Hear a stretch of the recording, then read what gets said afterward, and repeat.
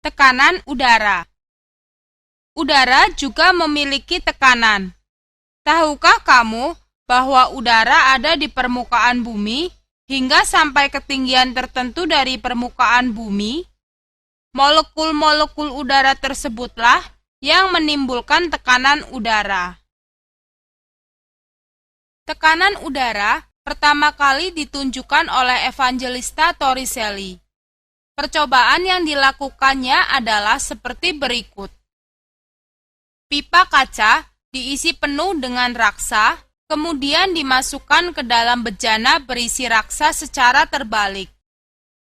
Setelah itu, beliau mengamati permukaan raksa turun hingga pada ketinggian tertentu dan berhenti.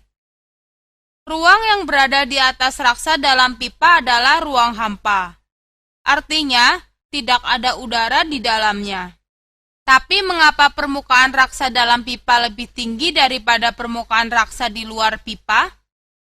Beliau menyimpulkan tekanan udara di luar pipa lah yang menyebabkannya. Bila percobaan ini dilakukan di daerah pantai dekat permukaan laut, tinggi raksa dalam pipa adalah 76 cm. Karena itu, tekanan udara di permukaan laut adalah 76 cm Hg.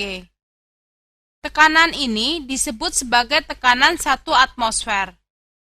Dalam satuan Pascal, besarnya kira-kira 100 kilopascal. Inilah besar tekanan udara di permukaan laut. Tekanan udara pada tiap tempat berbeda-beda. Makin tinggi suatu tempat, makin kecil tekanan udara di tempat itu.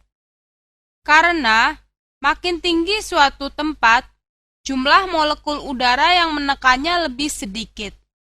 Itulah sebabnya dataran tinggi memiliki tekanan udara yang lebih rendah daripada daerah dekat laut. Untuk mengukur tekanan udara, kita menggunakan alat ukur yang disebut barometer. Prinsip kerja barometer memanfaatkan prinsip percobaan Torricelli. Barometer raksa ini menggunakan raksa untuk mengukur tekanan udara. Pada ujung yang tertutup, terdapat ruang hampa udara, sehingga tekanannya 0. Tekanan udara akan mendorong raksa pada ujung terbuka, sehingga naik atau turun. Hasil pembacaan tekanan udara ditunjukkan pada skala barometer. Udara dalam ruang tertutup juga memiliki tekanan. Contohnya adalah udara dalam ban. Udara dalam ban menyebabkan tekanan sehingga ban mengembang dan keras. Untuk mengukur tekanan udara dalam ruang tertutup, kita menggunakan manometer. Prinsip kerja manometer juga memanfaatkan prinsip percobaan Torricelli. Manometer raksa tertutup memiliki satu ujung tertutup yang memiliki tekanan udara sebesar 1 atm.